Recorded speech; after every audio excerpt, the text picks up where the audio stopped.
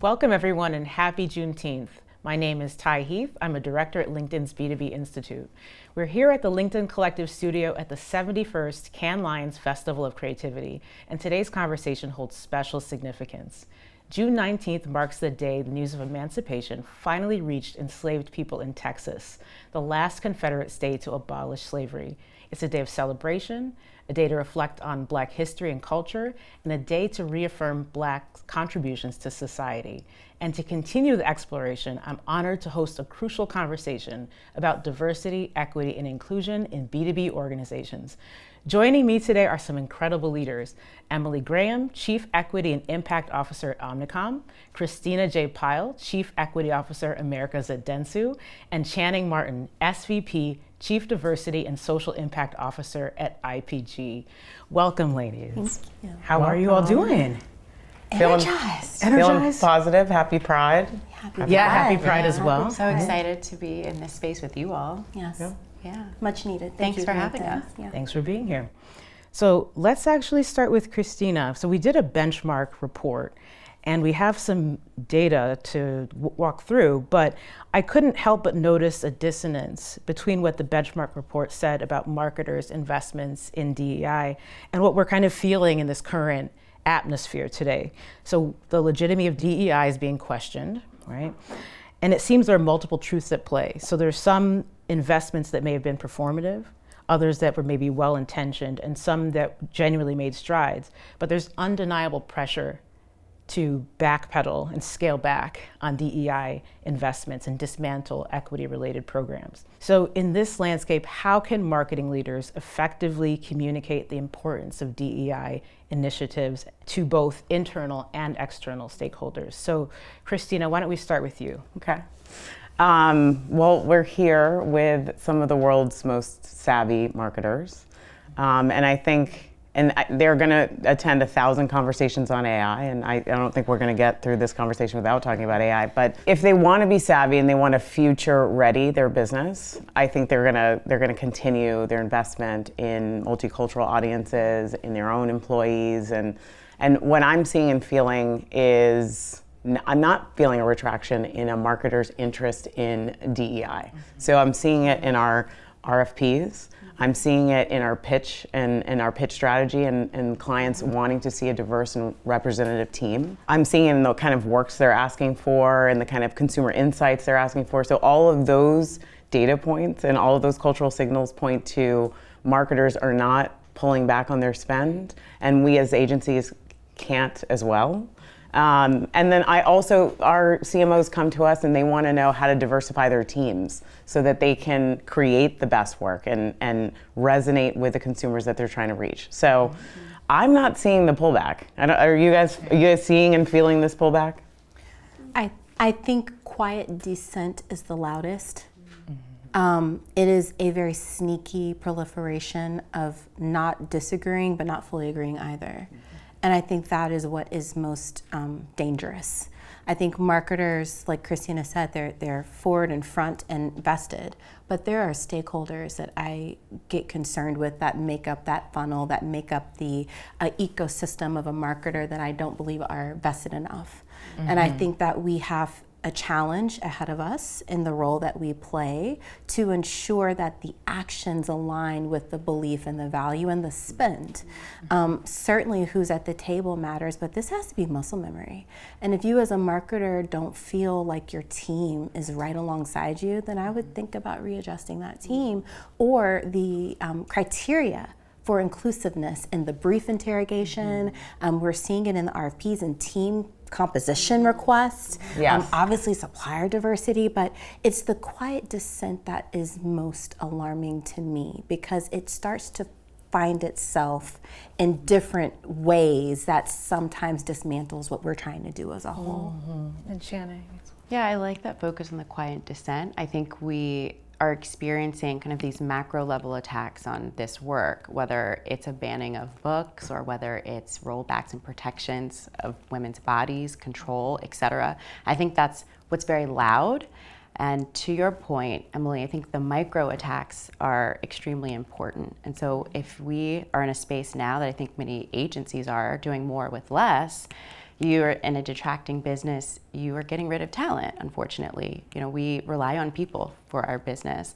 And I think sometimes you lose sight of these commitments in this work and who is being laid off, who's being moved and put onto important projects, important clients, who is making decisions and who has power.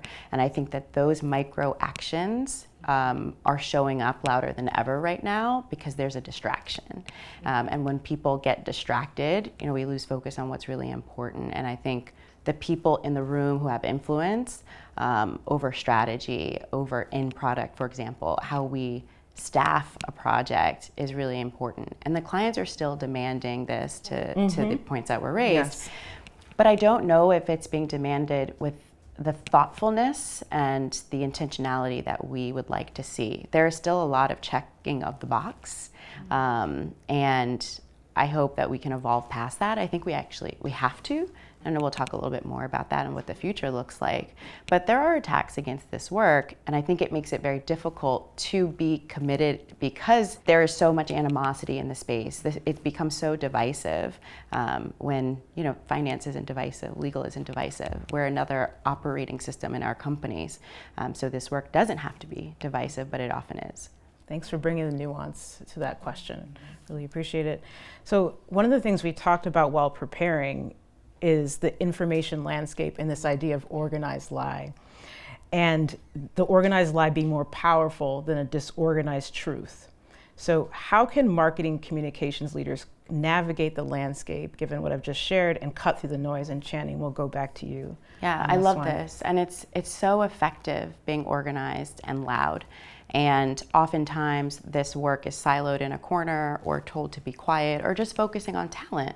And in this space, we have to integrate this into the work that we do in order to be effective, right, with our brands. And so I think we're at a precipice where we do need to organize the truth around diversity, equity, and inclusion and align it beyond talent and culture and really around how integral the work is, embedding it into how we operate and embedding it into the work that we are providing for our clients to shape new norms, behaviors appropriately and in a representative manner in the world globally. And that means centering others.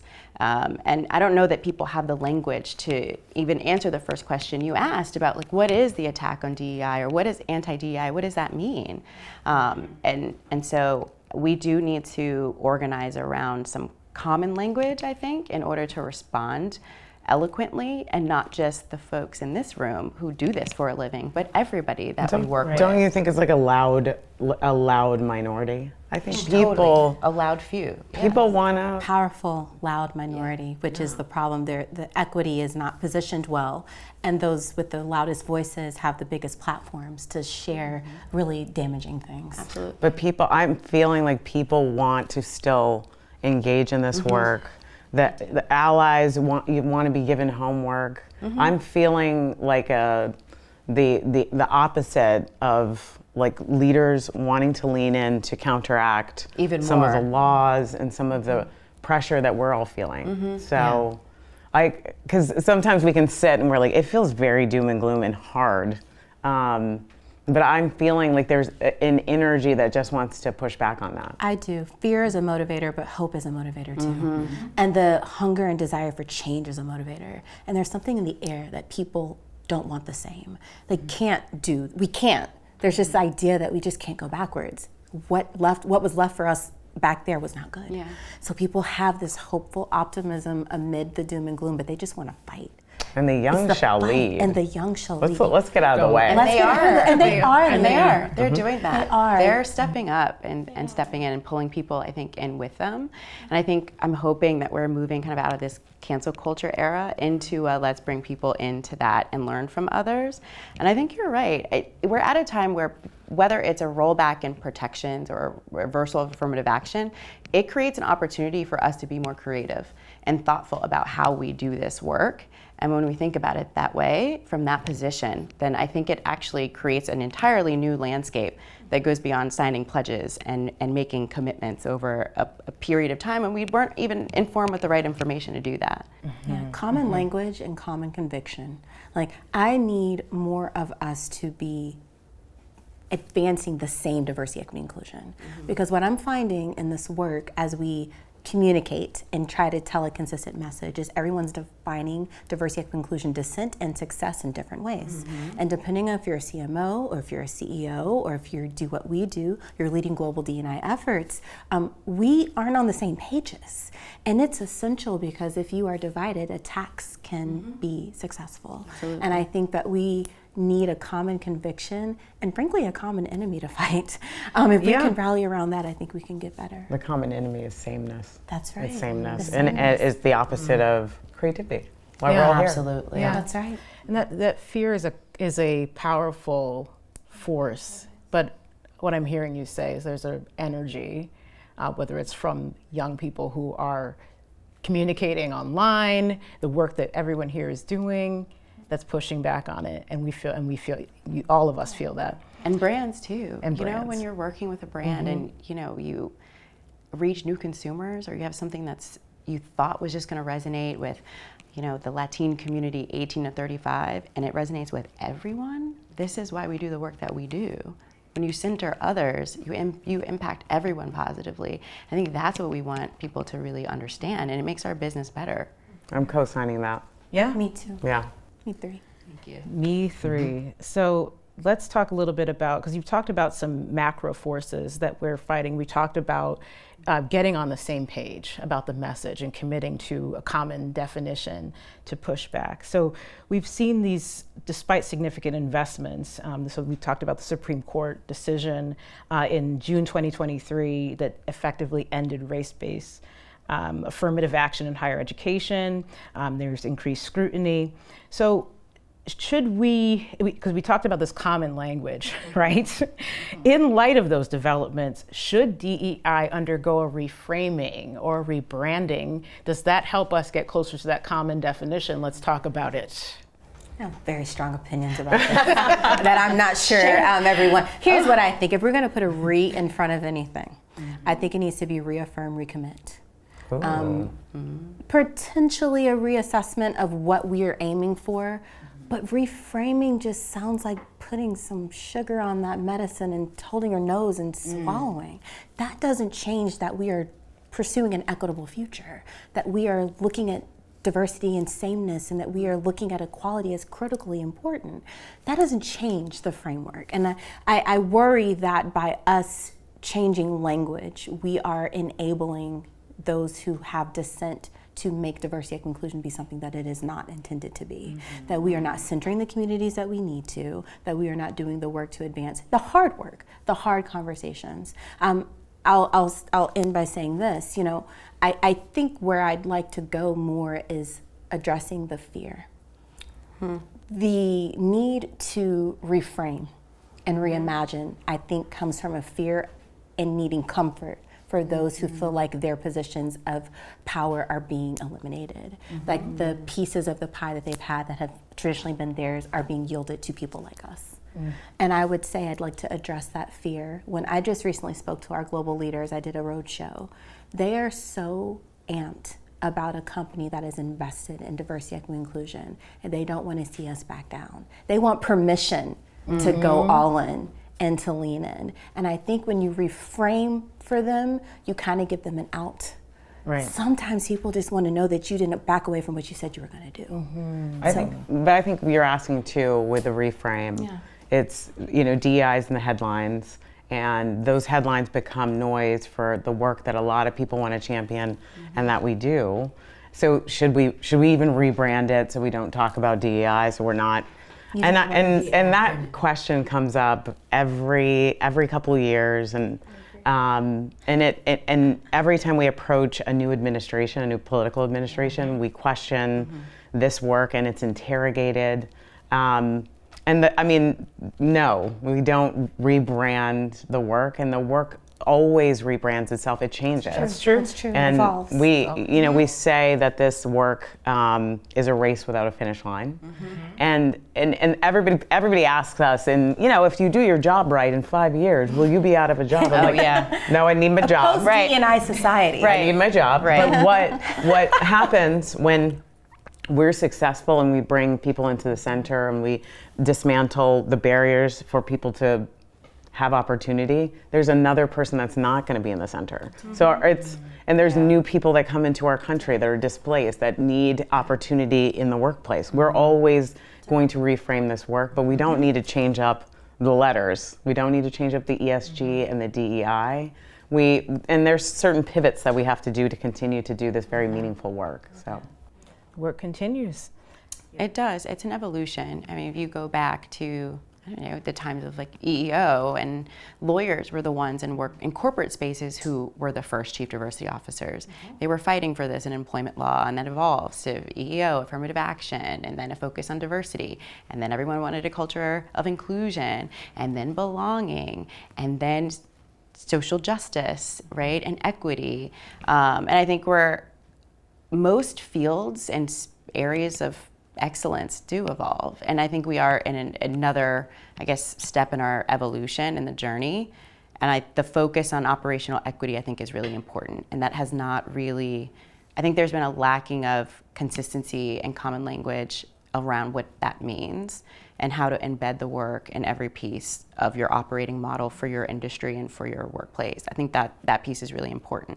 But I think the other, too, is, like, I don't want to change my title every year. That gets exhausting. Like, our CFO doesn't do that. Like, I just don't want to do that. Chief Creative Officer doesn't do that. No, right? Like, why That's a good point. Why does this work always have to be adjusted? But what I do think happens is that if we do our work well, and I would say that we do, is that the call to action and the requirements change because the work is working.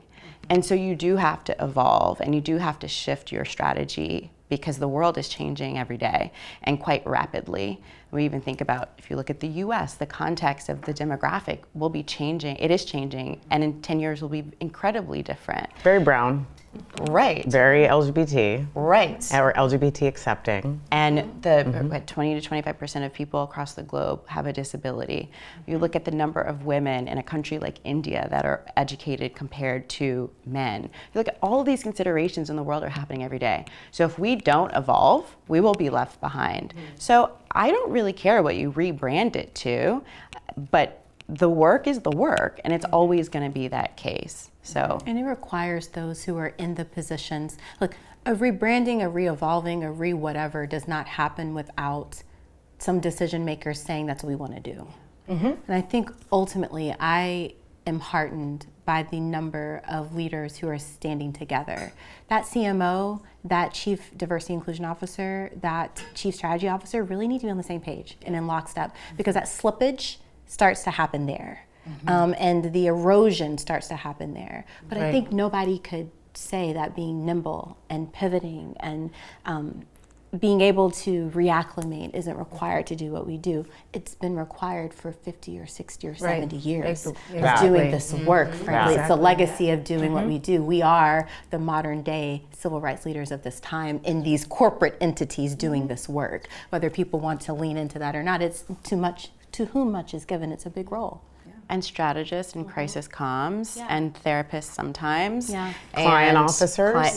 Creatives, all the things. In order to do the work well, you really have to understand every vertical of the business, because the work should be integrated in every vertical of the business. And I want that story to be told more, if nothing else, that the evolution of our role in the past 2-3 years with this shift of diversity and inclusion conversation in society is epic. The job that I signed up for 3 or 4 years ago and the skills required, they're underestimated. The things that she just named, there's about 7 or 8 criteria and competencies that you have to be really skilled in doing. And I commend our industry and these ladies for the work, because it requires us being nimble and us pivoting and having to do a big job. Thank you for highlighting. I think it's important that we acknowledge the body of work and all that it takes to do it. I'm going to leave this session feeling really good about myself. Good. As you should. I'm just saying, we're on LinkedIn's platform, so we got to make sure that... Well, let's talk about future talent as well in this conversation. We did find a discrepancy in the prioritization of values in the hiring process in the benchmark report. So only 7% of leaders prioritize seeking candidates from historically excluded groups. So as we think about talent, what are your thoughts on bridging the gap over to recruiting and having a more inclusive recruiting strategy? Channing, why don't we start with you? We're starting with me. Yes. Okay. So I found that data point actually to be quite surprising, because what you hear in this industry, 15 years ago in finance, people just don't exist. They just aren't there. We don't have enough of them. And then somehow in 2020, people were hiring lots of people that didn't look like the majority of people in organizations. We saw that, and I'm sure across each of our organizations between 2020 and 2022, we saw significant increases in underestimated and undervalued populations of talent. Okay, so that is just, it's not true. Okay. Talent exists, we know that. And it really is important for everyone to think of themselves as a person on the talent acquisition team. Because again, if people are our greatest asset, and in this business, people are critical, right, to the job, then everyone should be invested in bringing the best talent into their organization. So everyone should be responsible for having a network that doesn't just center themselves and it looks different from different industries, different backgrounds. I came into this industry like very green. Last month was 2 years, and I was amazed at you hire people, I mean, everybody does it. I do it. But here, and not everyone, a lot of people in this industry have grown up in it together. It is a little bit of it's a family, a dysfunctional family maybe, And so that does create this really insular community in this place. And I watch it actually walking up and down the Croisette, like, oh, that person knows that in passing, right? Mm-hmm. It could have been a year or 10 years since they've seen each other, but there is a commonality amongst a lot of folks in this space with power and influence. So it's a little disheartening to hear that it's not being valued, because this isn't a new strategy. When diversity work, if you think about maybe 10 years ago, when we started using data and access to data around teams, the diversity in the recruiting was the strategy. That's the only thing D&I work was at that time. Right. And supplier diversity. Right, and supplier diversity. So there has to be a value placed on how we're thinking about talent. I just think it has to mature. I think we now have data. You need to look at the landscape of your team and move away from a restricted set of 5 racial categories and genders and really think expansively. Language, experience, what industries you came from. Did you work for a client in a similar industry or not? I think those experiences are really important. Yes. I think the advertising industry has gotten better. Mm-hmm. It's gotten better on hiring differently. And thinking about where we find talent and thinking about talent in other industries and allowing them to pivot. I think we've gotten much better. We've gotten much better at internship classes that used to just not be diverse. Mm-hmm. And I'm seeing very diverse internship classes. The organizations that supply some of the best talent that's coming into our industry, the 4As, AAF, Creative Ladder, I'm seeing a little bit different. What I'm seeing doesn't necessarily match your data. But That's what I was going to say. When we talked about quiet dissent, that's what I mean. That is, it's sneaky and it's dangerous. Because what Christina said is, I'm tracking, I'm like, yes. The Browning of Cannes, the Black Joy Brunch that LinkedIn hosted, that is inconceivable 4 years ago. But that statistic and the people who hold the power and the influence make what you have done today and what you just mentioned threaten. It's a threat. I think the insular nature and the familial nature, it's a good way to put it, Channing, of this industry still has a lot of privilege to it. And we are constantly trying to not only ensure that those young people in these cohorts can get access, but once they get here, how do we nurture, develop, and advance them and include them? That's the part that I get most concerned about with the talent. Here. They want to be here, they want to lean in, but certainly there's so many quiet moments of frustration and not having the right sponsor and not quickly enough latching in and performing in an industry that's super competitive. And so I think that it's the equipping them, the nurturing them, the wrapping around them that we have to do. We got to change that statistic. Like, whoa. Let's do it. Yeah, I think there's a bit of a gap between people's real and stated preferences sometime, and some bias we need to work through and address, because we do see the efforts happening within the different organizations, the efforts that you mentioned as well. So I want to touch on this idea of virtuous storytelling, because I love the concept. But Emily, I'd love for you to share a little bit more. In the benchmark report, 48% of market leaders say they're placing more emphasis on making content accessible. 42% working to create more inclusive campaigns. I thought of this idea of virtuous storytelling that you raised, and I would love for you to say more about what it is. Oh, as a communicator, this heartens me. Virtuous storytelling really is the secret weapon of diversity, equity, inclusion right now, because there's such a echo chamber of doom and gloom, as Christina said, but there really is a reality of a lot of power and pride and advancement in the work. Look how we light up when we start to see the things that are happening. We need to shout that from the rooftops, but it can't just be us. So virtuous storytelling creates a stakeholder model where multiple stakeholders feel like they have a stake to tell that story. I talked about our CEOs and the roadshow I've done. I've talked about our talent, the CMO. I believe that communications has to be consistent. It has to be clear. It has to be concise, but it must be convicted. Oh, you have to feel conviction in what you're saying. A virtuous story and a good story is a dimensioned story. So when Channing started breaking down the layers of age and race, ethnicity, faith, ability, that to me is what virtuous storytelling looks like. And when people hear a good story, they want to go tell it. They want to share it. Did you know what I saw today? Do you know what I heard today? And I think in the advertising and the marketing and the communications campaigns, we have a responsibility to do something that makes people feel ignited again, on fire again. Virtuous storytelling is going to uplift DEI, not only because we need it, but because people want it. And that's what I'm most excited about with us being able to really lean into what DEI really is. I'm excited about it too as a transformational tool. We like to say that people are story processors, not logic processors. So to reach people, we want them to feel something. So I know we're getting close to the end here, but so I want to close on a question about the future, right? So looking ahead the next 5 years, what advancements and changes would you like to see in the intersection of DEI with marketing and communication strategies? And how can these areas evolve to better reflect and promote diversity, equity, and inclusion? So Channing, why don't we start with you? She's waiting for You just in my head, I was thinking to my notes. I was like, I think Christina's taking this first. Because you sit here and you listen to these brilliant minds, and so you start thinking other things. I'm like, wow, that's really thoughtful. And I just wanted to pause for the way you spoke about virtuous storytelling, Emily. It's like, even listening to you, I was hooked in. I'm like, this is so exciting. So I think the future, again, I talked about operational equity, and I think that's where the work is evolving to and where it has to be, honestly. So I'll say that piece as one element.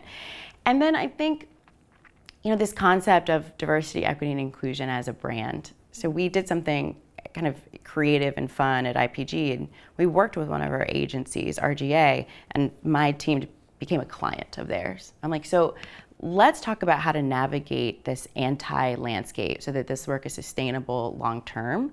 And so I think we have to explore what it looks like to integrate DEI into the industry using the industry instead of fighting against it. So let's play offense together instead of defending our position. Play offense together. Nice, that's something to consider, absolutely. Thank you, Channing. Sure. I think savvy brands are going to continue their brand bravery, and we won't call it brand bravery, we'll just call it marketing. And I think they're going to look at their employees as their first consumer. They're going to really know their consumer, and they're going to know all of the shifts happening in Gen Z, where 1 in 5 identifies LGBT, where Latina women are going to hold, in like 2030, are going to hold the most mortgages in the U.S. They're going to know, they're going to know about the disability community. They're going to know that the Black and LGBT community now have reached $1 trillion buying power. So they're going to double down instead of buying into the noise. I think DEI is going to lean into technology because we all want AI to make it frictionless and leave us more time for connection. So we're going to leverage AI to advance DEI and innovation around DEI. I think we're going to have to navigate the legal landscape. and we're going to do that in partnership with our legal teams and our and I just think there's so much possibility. I think we probably won't call it DEI. It'll be more integrated into the creative, more integrated into the client experience. I'm excited. Me too. Yeah. I'll make it short. I think the future is this: competitors coming together to make change. We are not silos. Yes, we work at different companies, but ultimately we are all in the business doing the same thing. And ultimately that changes the entire world, that changes our industry, advertising, marketing, communications for the better. So this is what I hope the future looks like, and that we are all in and all the way, which is the name of Omnicom's latest DEI report. Just keep going so we can do it together, we can go further. Yeah, play offense together, brand bravery, which is marketing, and doing it in community with each other. Amazing. Thank you for that. All right, so that's all the time we have for today, unfortunately, but the conversation continues. I want to thank Emily, Christina, and Channing for their incredible insights. The conversation, as I said, isn't over, it's a journey. So let's all commit to using this lens to guide our marketing strategies, our interactions, and foster a more equitable future. Thank you to our audience for joining us today. Keep an eye on the LinkedIn Collective and Ads Showcase pages for more Cannes Lions 2024 content. Happy Juneteenth, everyone. Happy Juneteenth. Happy Juneteenth. Thank you, Lindsay. Yeah. That was great. That was fun. That was fun. Thank you.